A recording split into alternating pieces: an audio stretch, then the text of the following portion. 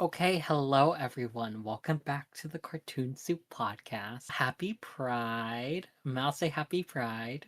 Happy Pride! Yes. Make sure to support your local big businesses that put out a gay flag on their social media page, even though they probably give billions of dollars to anti-gay companies. Target has literally made a Pride collection. Have you seen it?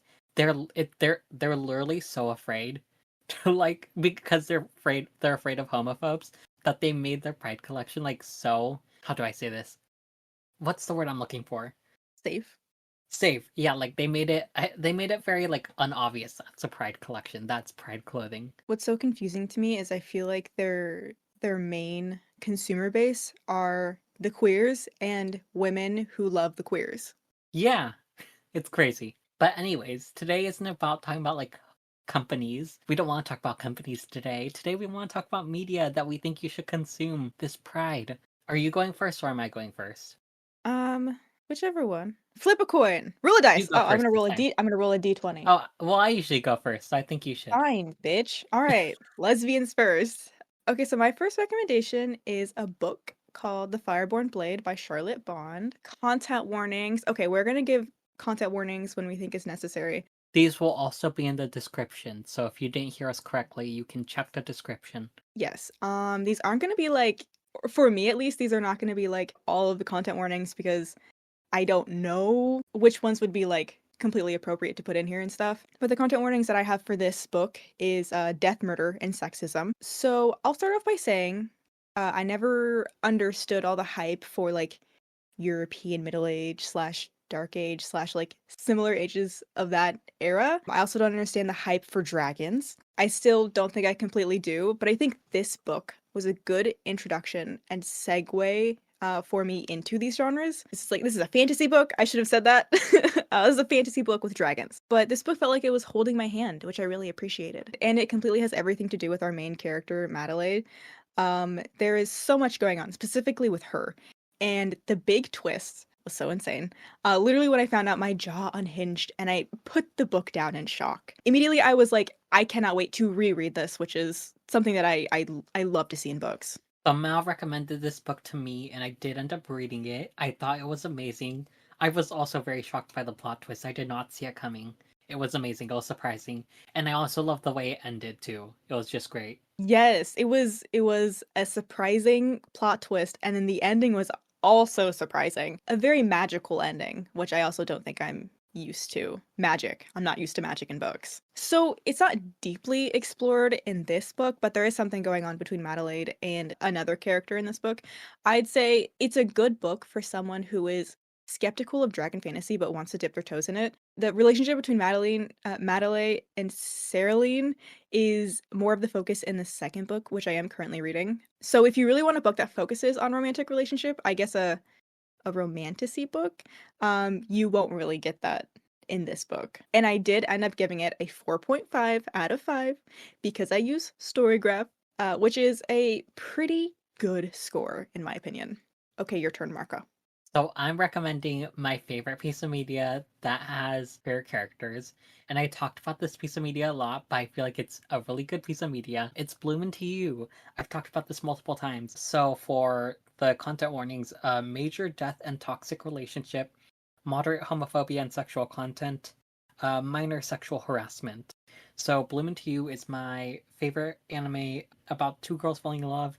I will warn you, the relationship between our two main leads, Yu and Toko, can be really toxic in the beginning, but part of the point of this series is to break down the toxic relationship and creating a more healthy relationship in the ending. We follow our main character Yu, who has never experienced love before, and after being confessed to by a middle school classmate, she goes to Toko to help reject the guy.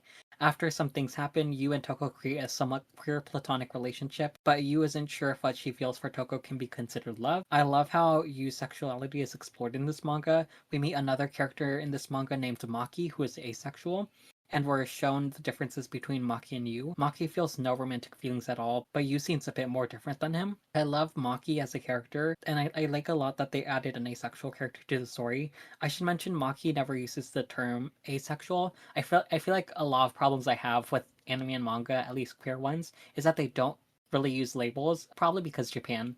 You know how Japan is, but I feel like the way Maki is written is to say, yes, I am asexual. Like, it's very obvious. We also get two older queer women who are dating in the story, and they play a mentor role for a queer side character named Sayaka.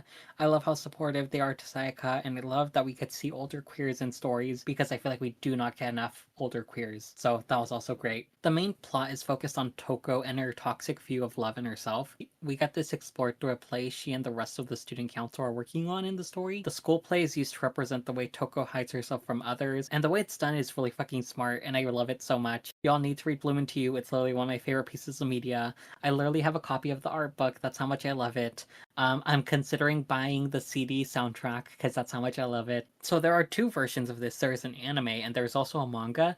I love the anime. I feel like it enhances everything about the manga, but I will say the anime leaves off on a cliffhanger and there is no season 2. So I would say if you're hesitant to get into the series, I would recommend the anime, but if you know you're probably gonna like this, then I would recommend the manga. Just because I feel like the anime really adds a lot to the story. But yeah, that's my first pick. And also, guys, we did review the anime. So if you want to hear our thoughts on it, there's an episode out there for that. Okay, so my next pick is another book. It's Lucky Seven by Rae D. Magdon, published by Desert Palm Press, which is a publication company that focuses on lesbian and queer books. So the content warnings for this one, I put down explicit sex, violence, and depictions of PTSD. I don't really know how to tag that, but there is a character who is like obviously having symptoms of PTSD. Okay, so this is I think cyberpunk, definitely sci-fi.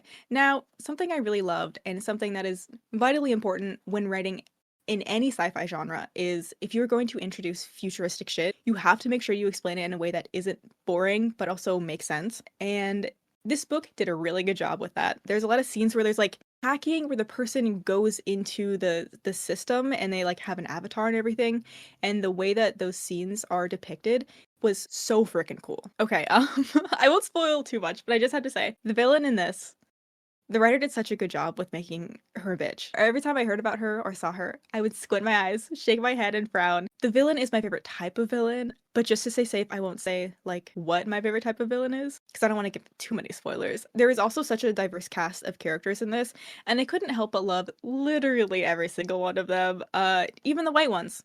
That's a joke. So I would bash this just a little bit for leaving kind of on a cliffhanger, but there is, like, the second installment is out. You'll never guess what it's called.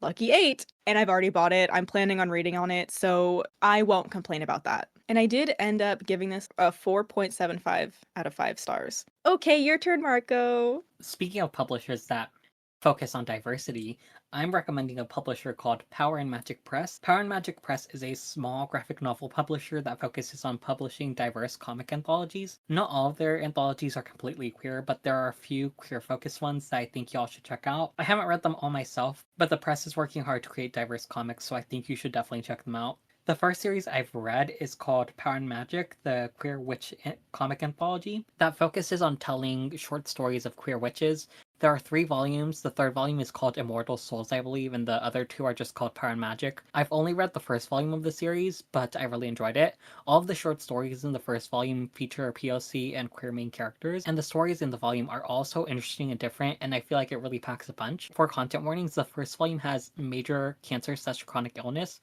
death, self-harm, moderate transphobia, minor sexual content. I'm not sure what the exact warnings are for volume 2. However, I do own the physical books of these volumes, and I did look into the books, and for pretty much all of the published books they've had, they do have content warnings in them. I did look into each of the content warnings, and I think there's another book published by this publisher that I think would be a really great one for people who are a bit more worried about content warnings, and that is Heartwood, Non-Binary Tales of Sylvan Fantasy. It's basically a comic anthology featuring non-binary main characters in fantasy settings. The publisher website also says that every creator featured in the anthology is non-binary as well. I did look into this book, and it seems to have more detailed content warnings than the Power and Magic series does. So I think if you're a bit more worried about like whether or not something would be for you, I think this one would be more interesting to look into, just because it does have like more in-depth content warnings. But yeah, I really did enjoy Power and Magic. I think you should check this one out. Okay, so my next rec is a graphic novel. It is Cosmoknights by Hannah Templer. I think I have recommended a different graphic novel from Hannah Templer. I don't remember though. But the content warnings I have for these is violence, sexism, and classism. Gay mechs. That's it. I'm kidding. So this is a story all about how a dumb lesbian helped her totally platonic BFF, who also happens to be a princess, escape their planet. Years later, that dumb lesbian chooses to leave their planet as well to find her. And she gets adopted by a cute butch couple. That's my elevator pitch. If you don't like it, what are you, straight? I really like the story right off the bat when I first started reading it. I really love the butch couple, as well as the couple's quest and like what their mission is. Marco, I really think you'd like this. I'm not sure if I ever have ever recommended this to you, but I really think you would like this. You did put it on the list for comics we should talk about during Comic Soup. Oh my goodness. How slay of me. Yeah, I don't read the lists we make, so I don't remember. But hey, I'm recommending you guys read it as well. And I gave this a 4.25 out of 5. So once again, pretty good rating from me. Okay, Marco, what do you have? So I'm recommending a Psalm for the Wild Built by Becky Chambers. This is a sci-fi duology. It's called the Monk and Robot series. So the first book is a Psalm for the Wild Built, and the second book is a Prayer for the Crown Shy. So content warnings, major animal death and injury, moderate mental illness, alcohol, xenophobia, and sexual content. We follow our main character Dex, who is non-binary, who after no longer finding joy in their work decides to travel out of the country's safe zone, where they meet a robot named Mosscap. In this world, robots have gained independence from humans and left to live in the wilderness a long time ago. I believe it's like a really long time ago from when they leave. So humans and robots haven't been in contact in like hundreds of years, from my understanding. Maybe a bit shorter than that, I'm not sure. Moscap explains the reason they decided to meet humans again was to check up on them and to see if there was anything they needed. Moscap and Dex travel together while discussing philosophical concepts and finding joy in each other. The first book is pretty much about Dex's mental state. I will say this is more of a character focused series, so if you like plot, this won't be for you. So it's pretty much about Dex's mental state and feeling burnout. Also, Dex is a human being and also non-binary, which I feel like isn't as common as you think. I feel like whenever we get non-binary characters, they're always aliens or robots. We actually talked about this during our content soup, where we were talking about how autistic and asexual characters always seem to be robots or aliens. Really annoying how that happens with the non-binary characters too. So I'm just really glad we get a human non-binary in this book series. The second book focuses more on the friendship between Dex and Mosscap, and I adore the friendship between these two characters and how the duology ends, so I really hope there's going to be a third book. Mao, I know you hate books that are considered cozy, but I personally love cozy books and games, and I would also consider this book series cozy, so if you also like cozy stuff like me, check it out. All right. Next up, I have a manga. So, see, Marco's not the only one who reads manga. Mine is The Guy She Was Interested in Wasn't a Guy at All by Sumiko Arai. I think the only content warning for this is gay panic. So she was a girl, he was a boy. Except he wasn't actually a boy. He was also a girl, and they're classmates. Could I make it any more obvious? Yeah, this is a manga, if you couldn't tell from the long ass title. And the title also gives away the plot. This high school girl starts to crush on an employee at a music store, and then it's later found out that the employee is actually the classmate that she sits next to. So I have just recently found out that Yuri doesn't exclusively mean gay. It could also just mean that two girls are platonically obsessed with each other, which I think there's just a cultural wall that's stopping me from really understanding that. But that's a me problem. I also just think it's a lot of queer baiting, so, you know. Yeah. Yeah. I do believe that this is gay though, and not just like platonic Yuri. Yeah, so I really loved our two main characters, which is surprising because I'm usually not a fan of nervous teens being nervous around each other, but the creator did it in a way that made me love it. I also need to really point out how unique the art style is, especially the addition of one color, which is green. It really adds to the art and it makes some of the scenes really pop out. I will say though, the book is kind of stinky and I think it has to do with the coloring. Yeah, it's just a little stinky. It has a chemical smell to it. Mal literally just sniffed the book and was like, yeah, yeah, it's a bit stinky. That was like my first, like the first thing I noticed when I opened Really? this book. Yeah, I was like, mm, okay, it smells like a fresh book, but also a little stinky. So I guess also content warning, if you get the physical version of this, it does smell a little chemically. And I did give this a 4 out of 5 stars. Okay, Marco, what's up next? Okay, next up I'm talking about the Kyoshi novels. This was recommended to me by Mal, and I'm really glad they did recommend this to me because it was great. So, content warning: major death, violence, and murder, moderate bullying, and minor homophobia. The Kyoshi novels are a duology that take place in the Avatar: The Last Airbender universe, and while technically you don't need to watch the show to understand the book series, I think having the context of the show really adds to the enjoyment of the Kyoshi novels. In this series, we follow our main character Kyoshi when it is discovered that she is the Avatar, a person who can use all four elements of the power system in this universe. Due to this, the person everyone who thought is the Avatar was murdered, so Kyoshi runs away with her friend Rongi to seek revenge and train as the new Avatar. So in this novel series, we follow a bisexual main character, Kyoshi, and while traveling to get revenge, she begins to have a romantic relationship with Rongi. I really love the romantic relationship, and I'm gonna be so honest, it was something that I did not see coming. I was like, oh, is that what we're doing? Okay, so Mal made me read this, and I'm like, they did not tell me that there was a relationship between these two. So I was like, oh, okay, it's just like gonna be like your regular revenge plot line. I did not see it coming. And honestly, it was a welcome surprise. I will say I'm just not someone who like picks up on those things, so it makes sense for me that I wouldn't have noticed that. I'm gonna be honest, I think I just assumed that you would assume that because when I do recommend things to you, they're usually gay. Yeah, that's true. That is true. But I just didn't realize it. I just didn't think about it. I feel like there are definitely clues of their relationship, but I just wasn't picking up on them. Mal, I think I understand why you like Kyoshi, because you also love Katra from She-Ra and the Princesses of Power reboot. I just feel like there's a direct correlation between Katra from She-Ra and Kyoshi from Avatar. Unfiltered anger and Yes. a need for revenge. Yes, that's. I was literally gonna go into it, but like you really just said it. They clearly both have a lot of anger they're dealing with, and it ends up harming the people around them.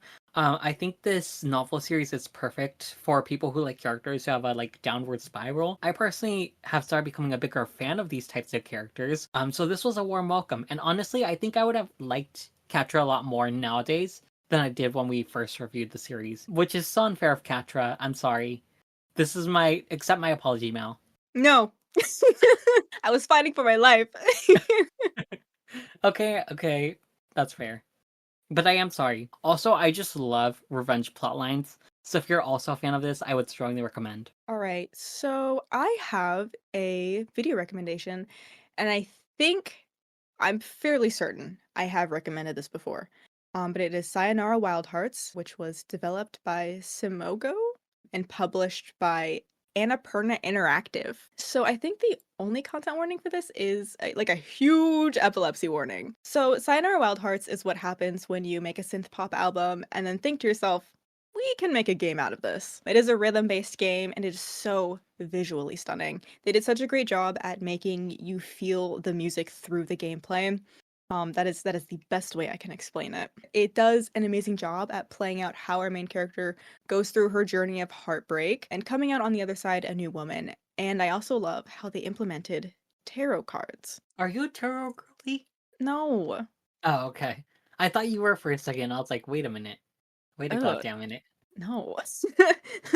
No, but there's the implementation of tarot cards in this. I don't know if they use them correctly, but the way they used them was cool. So this is also something I will always bring up with this game because I love this little trivia. Queen Latifah is the narrator. And it is so funny because I read this article about this game, and the developers talked about how they were going through like who they should find to narrate this, and completely believing it wouldn't happen, they were like, "Let's just ask Queen Latifah," and she agreed, which I think is such a fun fact about the development of this game, and I absolutely love when something like this happens, where, like, you have this small group creating this kind of media, and they're like, let's just see. Let's just throw out a line, and then some big name agrees to like come on to the project. Kind of like how Elijah Woods was a voice actor for what was that silly little show?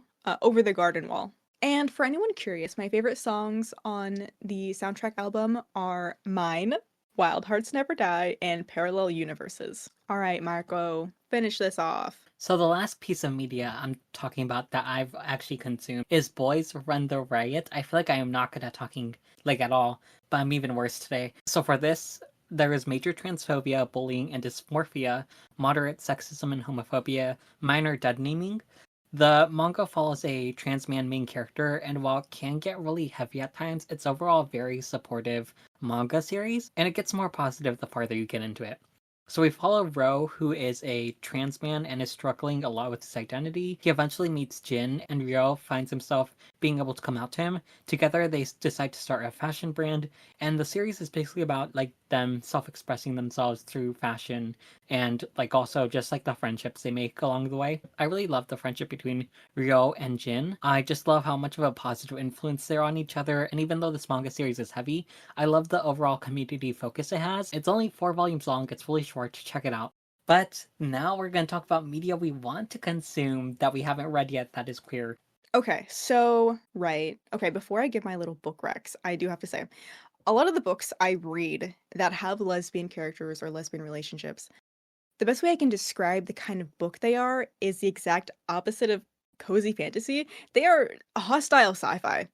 And I want to branch out of that. So I chose books that I have that are completely out of that category. So the first one is They Ain't Proper by MB Guel, I think. And this is published by Bella Books, which is a publishing company that also specializes in queer stories. So the content warnings, we have transphobia, sexism, sexual content, and mail order bride.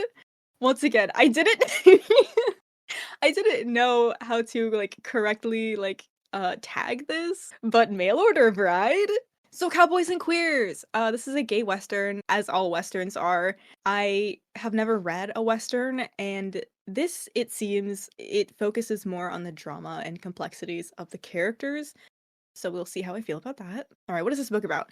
One of our characters, Clementine, sells her hand in marriage in order to get out of family debt, and a misunderstanding leads her to our other main characters, Lou, their door. So I did skim through this book, as I do. I always would whenever I buy a new book, my immediate reaction is to just like look through it, find a random page, and then just read it, which may seem controversial, but I did do that. And I stopped on a conversation between the two characters, and it was basically Lou being like, "You're not my wife, ma'am," and Clementine saying, "You're definitely my husband." So I can't wait to figure out whatever dynamic is going on there. I read this as a slow burn, which I don't mind, but I know that some people do mind, so I did want to point that out. Also, on the dedication page, it says, "For the trans people that history has tried to erase, you deserve to have a silly love story too," which is so lovely and very true. Okay, my next book is, get this, Marco, The Librarian's Gargoyle by Evelyn Shine. Okay. Content warnings, sexism, sexual content, violence. I think this is a monster fucker book. On the front, it says it's a cozy sapphic monster romantasy. Now, 3 of those words I'm not a particular fan of, but I'm trying to branch out. Here, wait a minute. Let me show you, I can show you the type. Can you see, okay, can you see that? The woman was too stunned to speak. I am shocked, honey. I'm stunned. Yeah, here's what's crazy. I think I was perusing the Barnes and Noble website, which I feel like I don't know, maybe you wouldn't expect to see a book like this on there. But I think I was doing that thing where you like click on a book and you're like, okay. And then there's like at the bottom there's like recommended books or like books other people read or something like that. I had to go through and I click another one and be like, oh, okay. And then this popped up and I was like, you know what?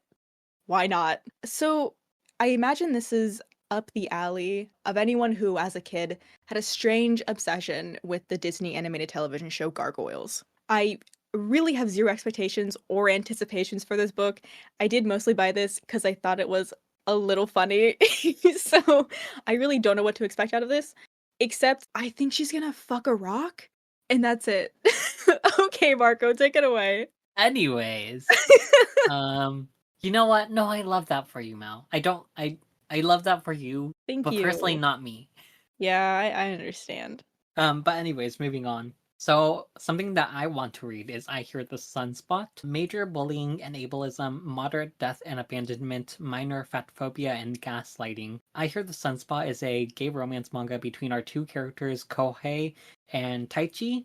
Kohei, or I think it's I've told myself I would look these up, I forgot to. Kohei has a hearing disability, and I've heard pretty great things about the queer and deaf representation. And I'm also pretty sure this takes place in a college setting. And we love adults. We love adult characters. We are tired of teenagers. We are tired of children. We are tired of lollies. We are tired of 8,000-year-old demons. 8,000-year-old demons in the body of like 7-year-olds.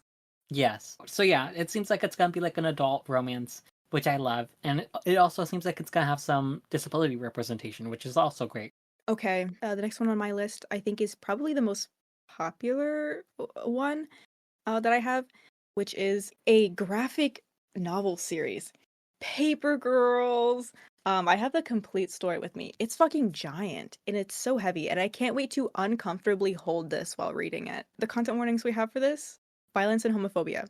There are probably many more, but these are the ones that I found. So I've been meaning to get to this since I first bought the complete story, like maybe 3 years ago, and I have pledged to start and finish it this year. Now, I don't know much about this comic. I do know that there's time travel. I think there's a war.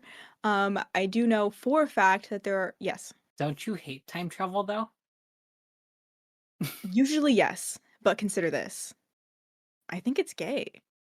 Oh, Yeah. you make a good point. I Yeah. think you make a pretty good argument.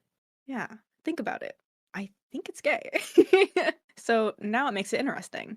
I'm pretty sure there are queer subplots. I know that it's not the main plot of the story, but I know it's there. I also heard it is a pretty heavy story in general, which I think I can handle. And my DM for the TTRPG group I'm in read it, and he said he liked it, so I trust him. All right, Marco, what's up next for you? So my next pick is The Girl from the Sea by Molly Knox Ostertag. Major outing, moderate homophobia and bullying. I've read the Witch Boy graphic novel trilogy by this author, so I'm really excited to read more from this author. In this graphic novel, we follow a queer girl who has a romance with another woman. I believe it's like the other woman is like a sea serpent thing or a mermaid, which is so I guess I am into monster fucking. I guess I am.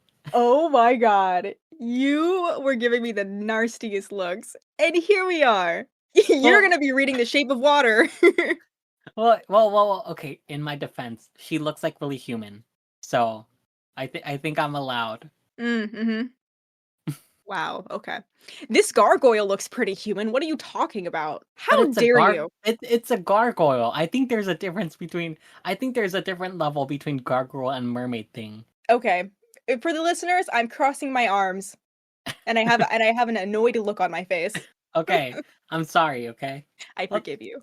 anyways, um, it seems like it'll be pretty heavy, from my understanding, but hopefully it has a positive ending. But yeah, I'm just really excited to read this because it is queer.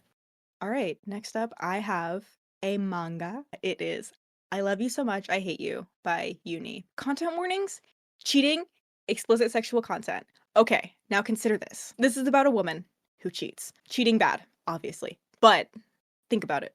What if the cheater was a woman in a loveless marriage with a man? That's my justification for buying this. Cheating bad, obviously. Once again, I just think the fact that there's a relationship going on between two women is enough for me to pretend I do not see, even though I do. Also, when I got this manga, I ordered it off Yen Press.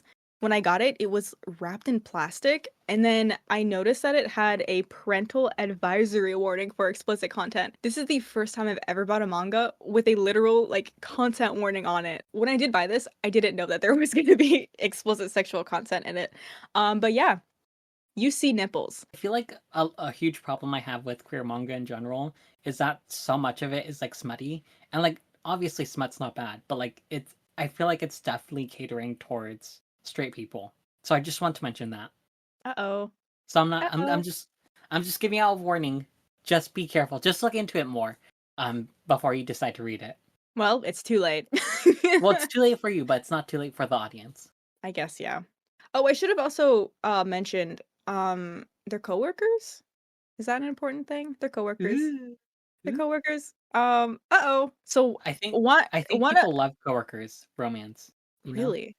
Yeah. I think the girlies are into that. Yeah, I guess I'm not like a huge fan of like modern day drama. It's like the whole idea of, oh my god, coworkers, the coworkers are kissing. It's just like, don't we have better things to do? But yeah, that's my rec. And now you, Marco.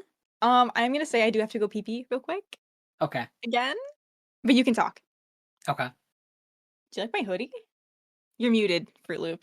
Mal's back. We were talking about cheese.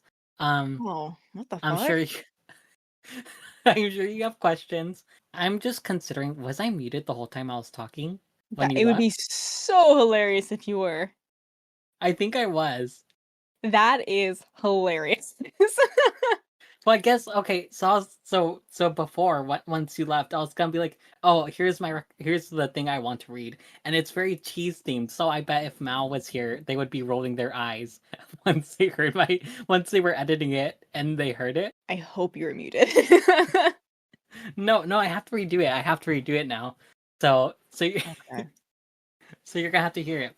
So, Great. anyways, that was a mess.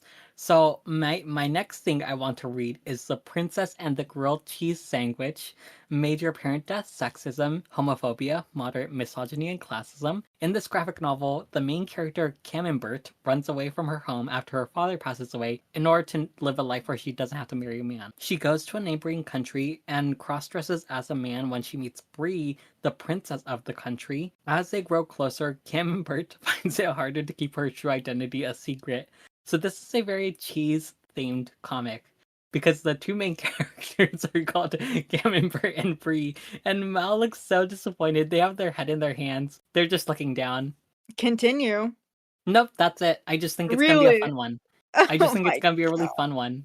You know what? Whatever. You know what? We need the media. I'll take it. Yes, give us cheesy queer media. Okay. Okay. All right. I think we can put a lid on that. Get it, everyone. I made a pun. Okay, so let's put a lid on that and turn it and twist it. Give me a good joke star. So now it's closed and we don't need to talk about it. Okay, fine. The last piece of media that I want to consume is a video game, Super Lesbian Animal RPG, developed by Ponit. So content warning. No. Yeah. So content warning. No. I think furries, and yeah, I'll just throw it out there. Possible epilepsy warning. I'm not sure. So I will say this doesn't look like something that will have homophobia. It seems like a story that celebrates lesbianism, but I don't know for sure. So also maybe homophobia. Now, Marco says no, no, and that's because okay, we argued a little bit about who found this game. I still stand by the opinion that it was you who found it first, but we don't have to get into it. No, I feel like our audience needs an explanation. So Yeah. basically, from my memory, I remember Mal and I were just like scrolling through Steam one day, and Mal was looking through the LGBT section, and they're like, "Oh, Super Lesbian Animal RPG" or something like that. And I'm pretty sure that's how we found out that game existed. So here's what I think I remember. You were going through your queue of like of games that Steam recommended you. And while you were going through it, you were like, "Hey, I feel like my algorithm is messed up because they're recommending me games that I wouldn't like." And then this one popped up and you're like, "Oh my god, Mal." That's how I remember it. Well, we both have bad memories, so it could be that we're both wrong. All right, maybe the truth lies somewhere in between. And you know what?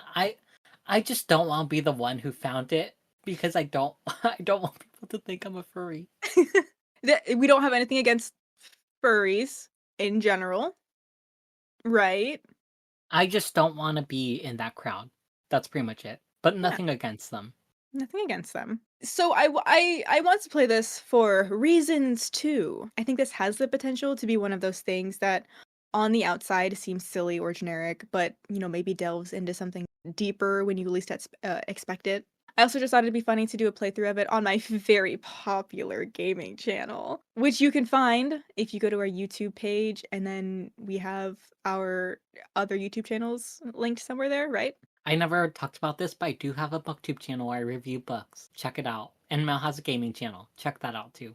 Yeah, honestly, those are the kind of the only two reasons why I want to play this game. It is a turn-based RPG. I still don't know how I feel about those, but I really do love the pixel art, and I am a huge fan of the color palette used. A lot of pinks and oranges, if you know, you know. I feel like I'm very 50-50 with turn-based games. I just hate turn-based games that are super long because I feel like it's just a lot of grinding. So for me, a turn-based game needs to be at least 20 hours or less. God. Back in my day, games were 6 hours. But I feel like games have only gone longer. I just feel like RPGs are so story-focused that the story needs to be good too. Anyways, go ahead, Mel. No, I'm done. You're done? Yeah. Oh. Well, anyways, guys, we hope. Well, okay. You're all respective guys, just so we're clear. But once I stop The saying gender guys, neutral guys. yeah, yeah. But anyways, guys, check out this media. I think we had some really good ones in here that I think are worth checking out. Our social medias are in the description, and don't let your brains become soup. Oh, you should have done something gay. You should have said something like really gay. Too late. Okay. That can be you. We can have you saying that be the outro. Okay.